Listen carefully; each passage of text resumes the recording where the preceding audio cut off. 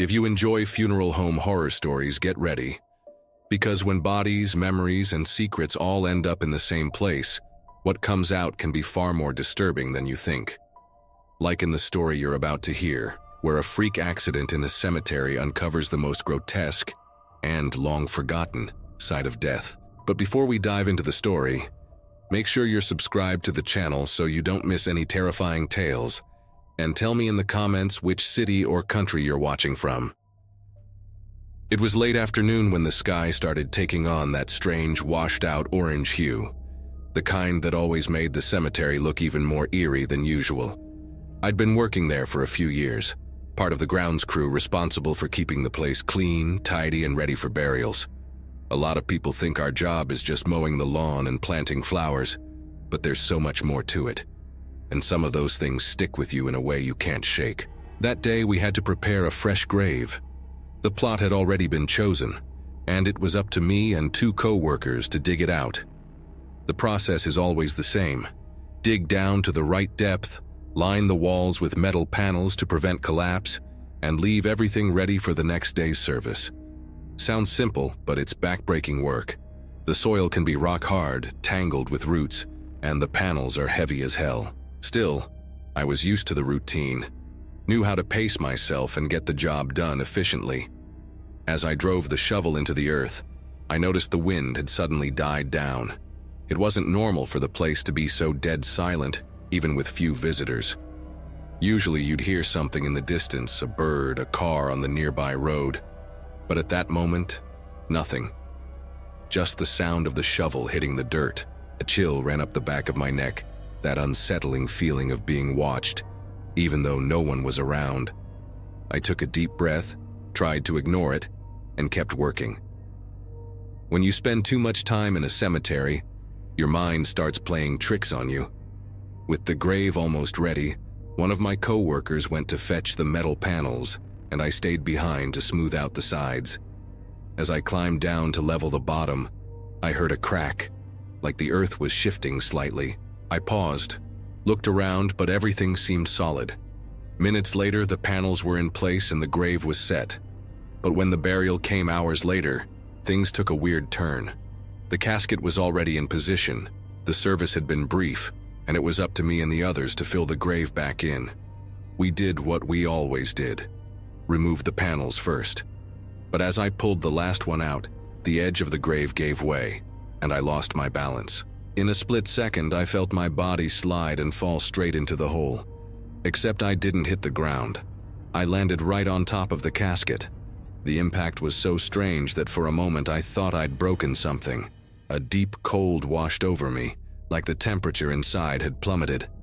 I can't explain it, but it felt like that place didn't want me there. I managed to climb out with the help of my co-workers, but the feeling clung to me for the rest of the day.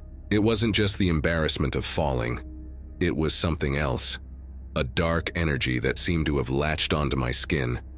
And that wasn't the first or last time I felt something off in that cemetery. A few weeks later, we had another unusual job. It was a rented grave, one of those temporary plots. A lot of people don't realize that burial spots aren't always permanent. After a few years, if the family doesn't renew the lease, the remains are removed to make room for someone else. It's a heavy process, emotionally and physically, and it's not pretty to see. We get the call, go to the grave, and remove what's left. But sometimes there's no casket inside. Often bodies are placed in thick plastic body bags, and over time, they break down. It's the kind of thing that gets to anyone, no matter how used to it you are. That day, we opened an old plot, expecting to find a casket, but all that was left was one of those bags, dark, misshapen with some strange liquid seeping out from underneath. The smell was the worst thing I've ever experienced in my life. It clung to my nostrils, impossible to escape. We had to put on masks, but even they couldn't block the stench. One of the guys got sick, stumbled away, and nearly threw up. I tried to keep it together, but inside I was falling apart.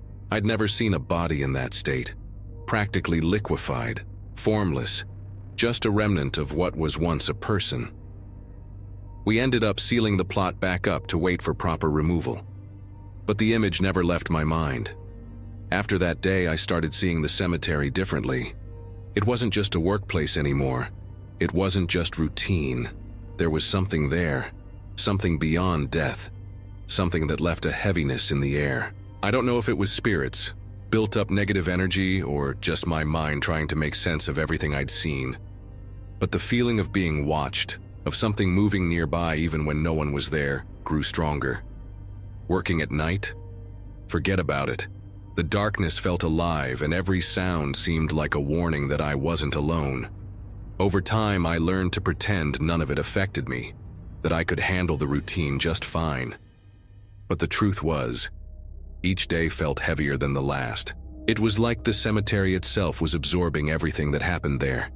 The grief, the loss, the heavy energy of goodbyes.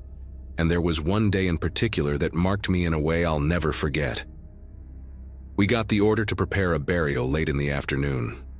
The casket arrived in a plain hearse, no flowers, no mourners, just the funeral home driver.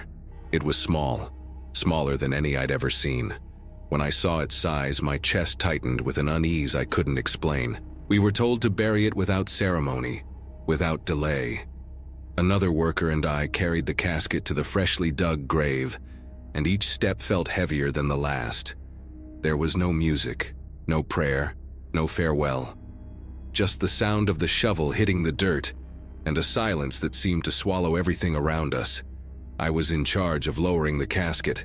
When I took it in my hands, I felt a strange cold, like the wood was sucking all the warmth from my body. In that moment, my mind wandered. I couldn't stop thinking about who was inside, so small, so fragile, with no one to cry for them. It was impossible not to imagine a life cut short, a story that never got the chance to unfold. A sense of loss washed over me, deeper than anything I'd felt at any other burial. As I covered the grave, something bothered me. It was like the air had grown thicker, harder to breathe, and I had the clear sensation that someone was watching me. I looked around, but there was no one, no visitor, no co-worker in sight.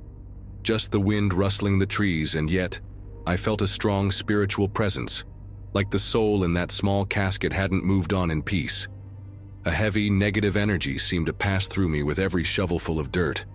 I finished the job, but I couldn't leave right away. I stood there, staring at the nameless headstone, feeling a weight crushing my chest. For a second, I swear I heard a faint sound, a whisper coming from beneath the earth, something I couldn't make out. My heart raced, a chill ran down my spine, and my hands started to shake. I didn't know if I was losing it, or if I'd truly witnessed something supernatural. I didn't stick around to find out. I grabbed my things and got out of there as fast as I could. That night, lying in bed, I couldn't close my eyes. Every time I tried, I saw that small casket, felt that cold, and heard the whisper calling out for someone. Working in the cemetery had never affected me like that before. I'd seen plenty of strange things, but this was different. It was like, for the first time, death had stared me right in the face, showing me its cruelest, most unjust side. The days that followed were heavy. Every time I passed by that grave, the feeling came back. It wasn't ordinary fear. It was deeper, like something was trapped there, trying to reach someone who never came to say goodbye. The whole cemetery seemed to breathe slower in that area. The wind would die, the birds would vanish. I knew something wasn't right. After that, I started thinking a lot about what I did there every day.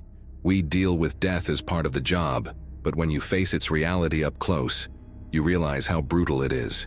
You see that there isn't always dignity in the end, that so many stories finish in silence, without a hug, without a word of comfort. And the cemetery holds on to all of that, like it carries an invisible weight. Now every time I finish a burial, close the grave and look at the headstone, I think about what was left behind. I think about the untold stories, the feelings that never had time to exist, and how many spirits still wander there, waiting for something that will never come. Working in that place taught me that death isn't just the absence of life, it's also the echo of what was lost, a mark that lingers in the air, in the trees, in the ground, and sometimes inside of us. Deep down, I know some of those marks will never fade. Creepy, right? What did you think of that story? On a scale from 0 to 10, what score would you give it? Drop your opinion down in the comments. Working around death every single day might make you colder, but falling into a coffin and coming face to face with decomposing bodies stuffed into plastic bags, that's the kind of thing no one ever forgets. And just like in the next story you'll hear, some secrets buried in old places don't stay buried forever. They come back to haunt anyone who dares dig them up. The first time I set foot in that old funeral home, a chill ran down my spine, and it had nothing to do with the weather. The place felt like it had been sucked out of time, with yellowed walls, the smell of ancient wood, and a heavy silence that clung to you like a second skin. I had just signed the papers, convinced that renovating the building and turning it into something new would be a smart move. But from day one, something felt off. It was like the house was breathing, like it had a life of its own, an eerie energy that sent shivers up my arms every time I walked through the door. I wandered the narrow hallways, trying to picture what it would look like after the remodel, when something caught my eye. The windows were stained, as if decades of soot had settled there, and no one had ever bothered to clean them. Dark marks streaked the ceiling, like old smoke damage. One of the neighbors casually mentioned that a fire had torn through part of the funeral home back in the 1940s, but no one gave me the full story. The truth was, even without knowing the details, I could feel the weight of history in those walls, something that hadn't been buried with the bodies that had passed through there. At first, I tried to ignore the unease, throwing myself into the renovation, but the basement got under my skin. Every time I descended those creaky wooden stairs, the air felt thick, like an unseen presence was following my every step. It was damp down there, the moisture seeping through the stone walls, and there was a metallic smell that didn't match anything upstairs. I couldn't explain it, but I constantly felt like someone was watching me from the shadows where my flashlight barely reached. It was late one afternoon when I found the loose floorboard. I was measuring the space to see if new shelving would fit when I noticed a plank slightly out of place, its edge lifted. I thought it was just an old defect, but when I pulled it up, I realized something was buried beneath. Dust billowed up, thick and heavy, and the air grew even more oppressive. Without thinking, I started digging with my hands. The first thing I unearthed was a faded scrap of fabric, like part of an old garment. Then came the bones. Small at first, maybe a child's, and then larger, clearly human. Alongside them was a rusted tin box holding a brooch, a ring, a necklace, and a small glassless picture frame. The photo inside was nearly erased by time. My heart pounded as I wiped the grime from the photo with my shirt sleeve. It showed a family, a man, a woman, and 2 children. The strange thing was, the woman looked familiar, like I'd seen her face somewhere before, but I couldn't place where. The feeling that washed over me wasn't just surprise, it was wrong, like I'd just stumbled onto a secret that was never meant to be found. The walls seemed to breathe deeper, and a shiver crawled up my spine, almost painful. That night I took the photo home. I couldn't stop staring at it, trying to figure out why the woman's face felt so familiar. That's when I decided to dig into the funeral home's history. I scoured old newspapers and found an article about a fire in the 1940s. It mentioned a couple who had vanished mysteriously after the blaze, leaving no trace, along with their 2 children, who were never found either. In the same paper, there was an obituary for them, but no exact date of death. It was as if they'd just disappeared off the face of the earth, with no one daring to investigate further. I went back to the funeral home the next day, already sensing I was stepping into something I shouldn't. The basement felt even darker, the air heavier, and with every step I knew I wasn't alone down there.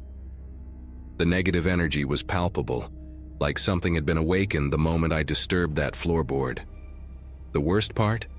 The photo, the bones, and those personal items weren't just remnants of an old tragedy. It was more than that.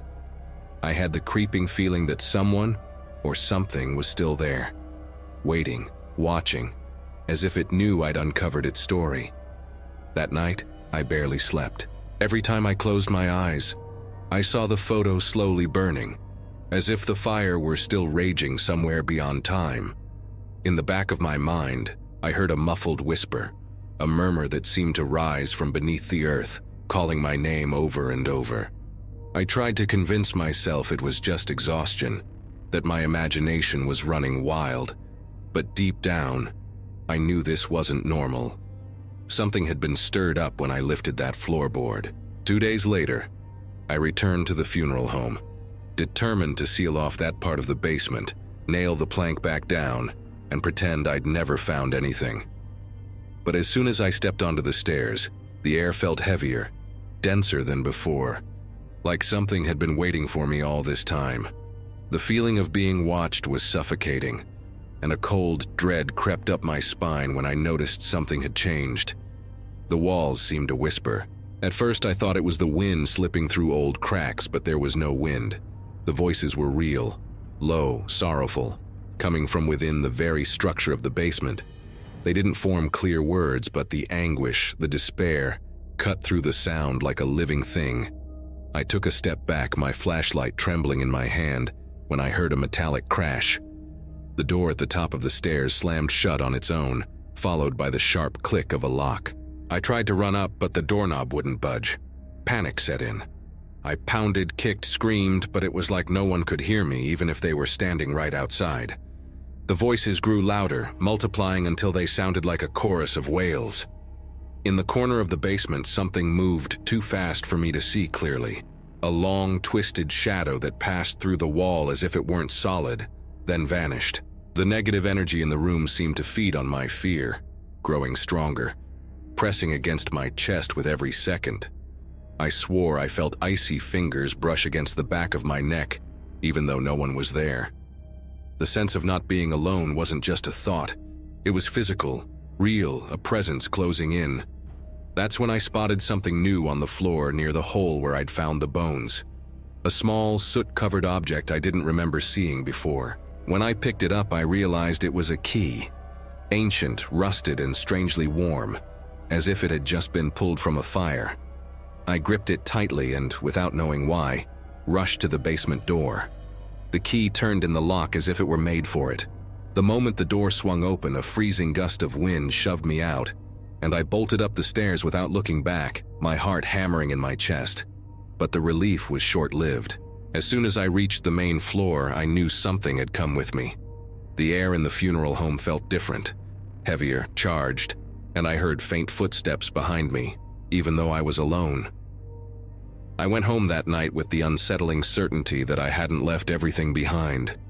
I felt eyes on me from the corners of the room, the temperature dropping suddenly, and the same voice that had whispered in the basement now seemed to echo through the halls of my house. The last time I tried to sleep, I felt the bed dip beside me, as if someone had sat down.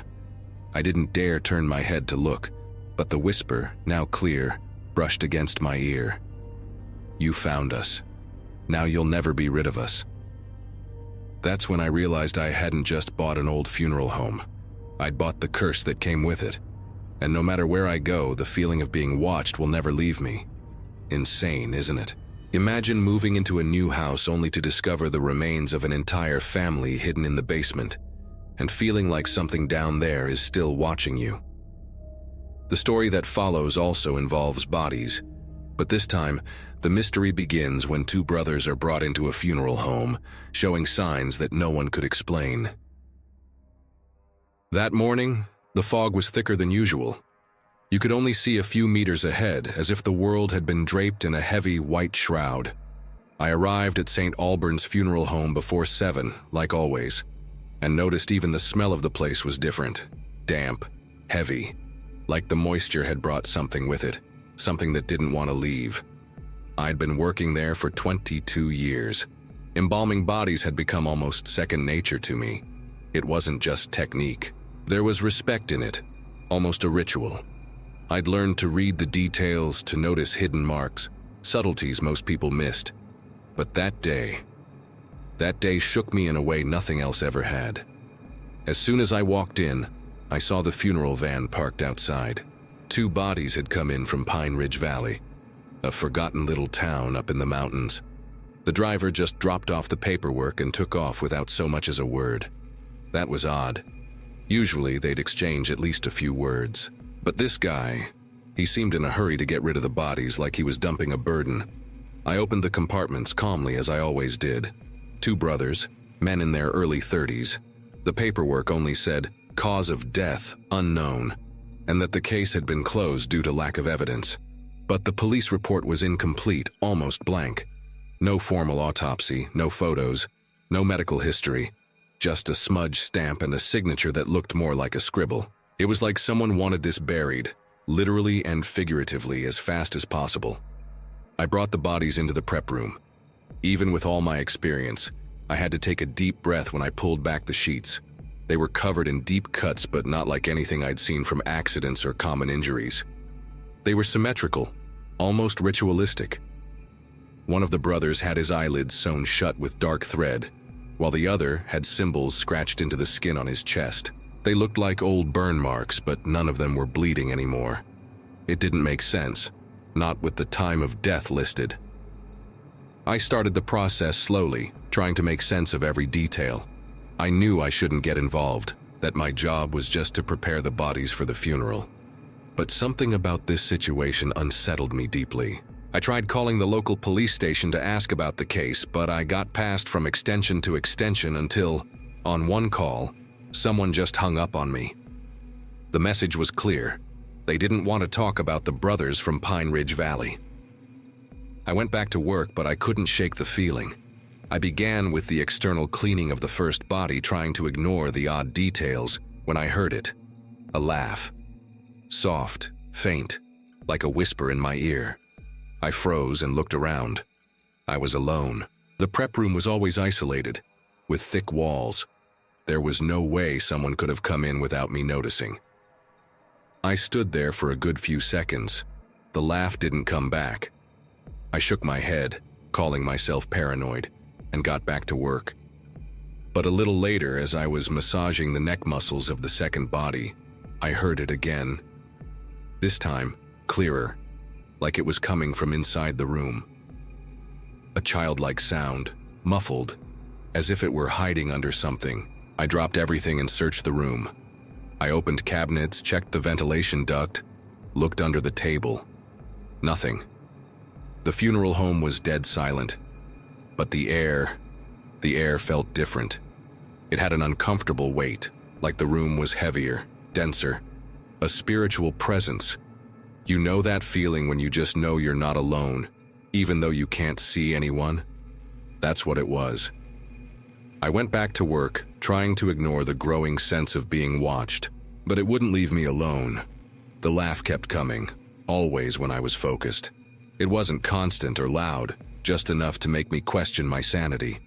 My chest tightened every time it happened, and with each repetition, I felt a chill down my spine, like something was brushing past me just lightly, almost floating. I finished the basic procedures and covered the bodies. The silence gave me a little relief, until, even with the bodies covered, I heard the laugh again. This time, accompanied by a soft scratching sound, like nails dragging across wood. I couldn't take it. I left the room and went straight to the front desk, trying to act calm. I told the receptionist I was heading out for an early lunch and went to the back of the building where we keep the old records. I wanted to understand who those two were, but Pine Ridge Valley had almost no data. No recent funeral records, no newspaper clippings. It was like the town had vanished off the map, or like someone had deliberately erased everything related to the two brothers. When I returned, the family had already arrived. An older woman, probably the mother, and 2 men who looked like uncles or cousins. But there were no tears, no gestures of affection.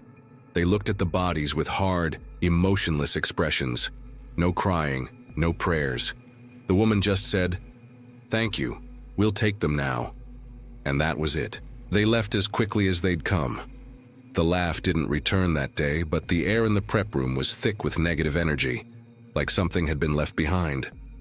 I cleaned the entire room, opened the windows, even whispered a prayer, though I'm not religious.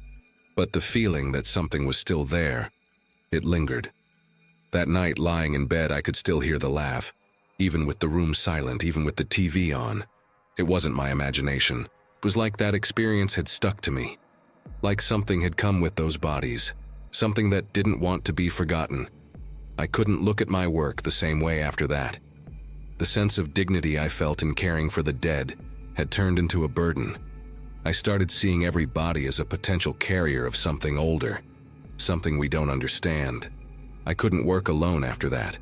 I asked to always have someone with me during preparations. No one understood why. Hell, I couldn't even explain it myself.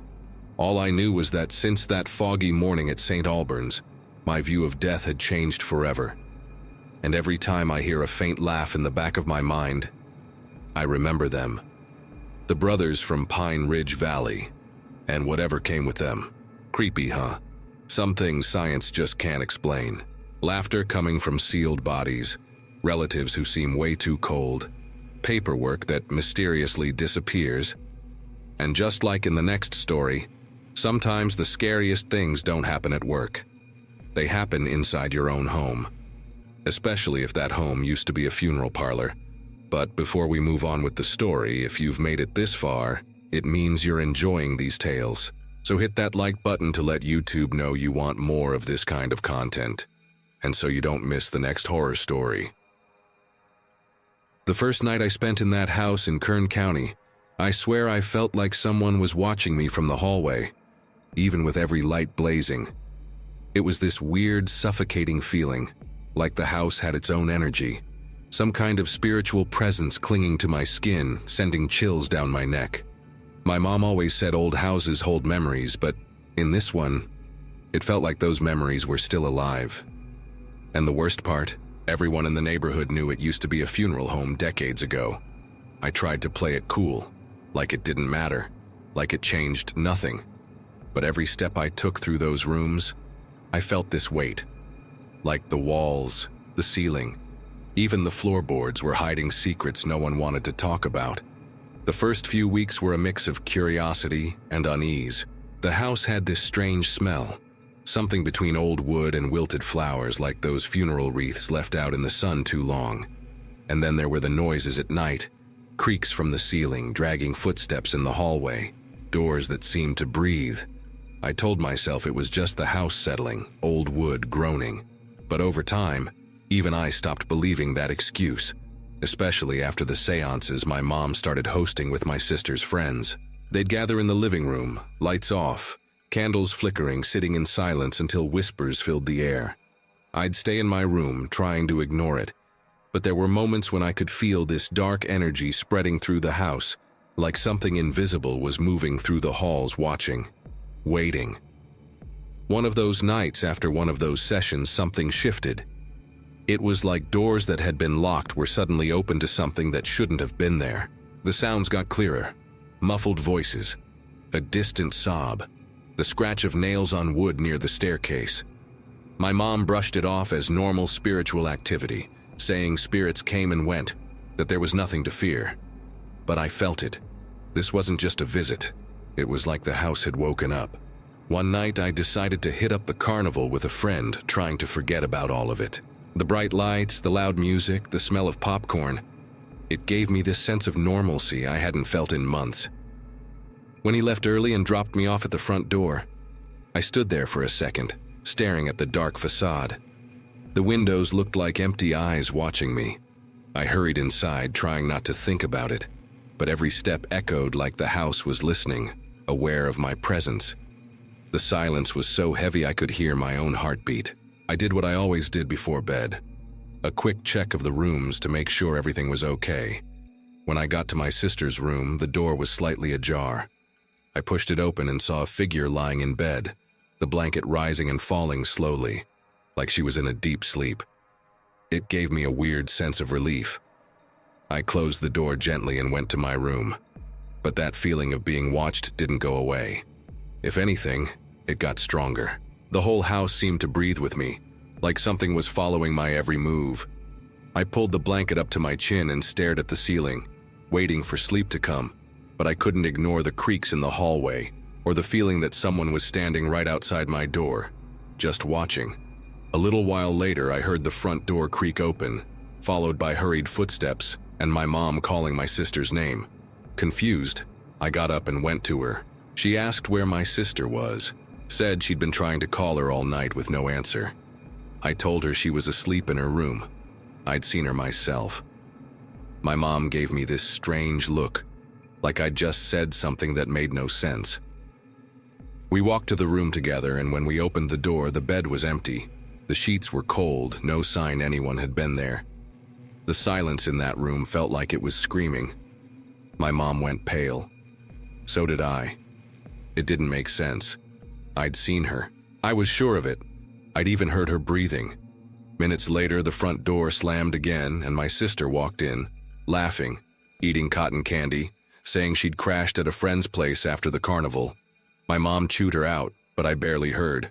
My whole body was ice cold, my mind racing to process what had just happened. What had I seen? Who, or what, had been lying in that bed, breathing like a human? That night, I didn't sleep. I sat on the edge of my bed, staring at the closed door, every muscle tense, waiting for any movement, any sound that would prove I wasn't losing my mind.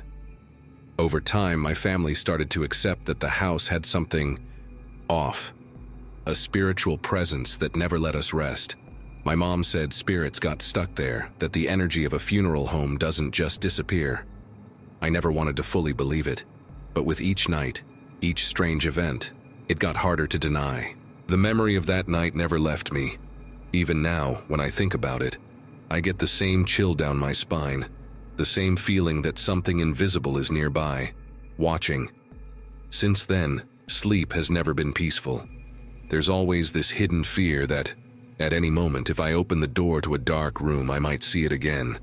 Something that shouldn't be there, breathing in the darkness, pretending to be someone I love. Terrifying, right?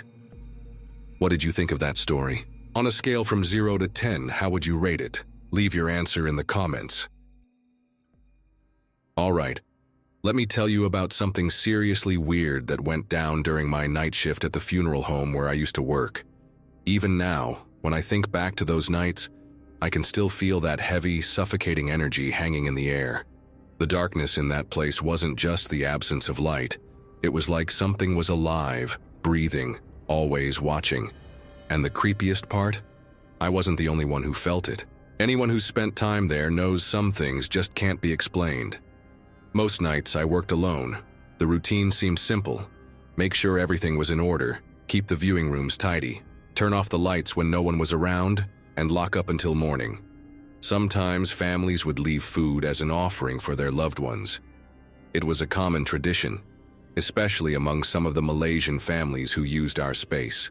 I always thought it was strange how the smell of rice, fish, and spices mixed with the sharp tang of disinfectant and the cold, metallic air of the place. The atmosphere was thick, heavy, like it absorbed every tear and every sigh that passed through those doors. One of those nights I was finishing my rounds when I heard something. A low whisper, like two people talking just outside the room I was in. The problem? I knew I was the only one in the building. I froze, trying to figure out where the sound was coming from. It wasn't the wind.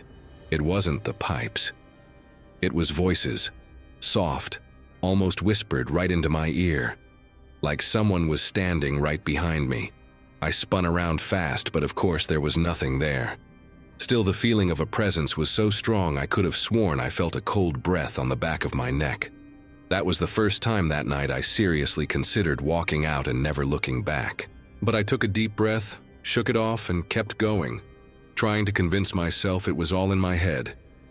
Later, close to closing time, something felt off. I had this gut feeling that one of the viewing rooms wasn't right. The door was slightly ajar, and the light, which I knew I'd turned off, was on. I stepped inside, looked around. Nothing out of place, but that feeling of being watched, that dark energy clinging to my skin, wouldn't go away. I pulled out my phone and snapped a quick photo without thinking. It was a habit of mine, documenting the state of the rooms to cover my bases. But when I got home and really looked at the picture, my blood ran cold. Behind the casket, half hidden in the shadows, there was a face. Not a reflection, not a trick of the light. It was pale, with sunken, dark eyes and a mouth slightly open, like it had been caught mid-scream. The skin had this weird, grayish texture, and it didn't belong to anyone I knew.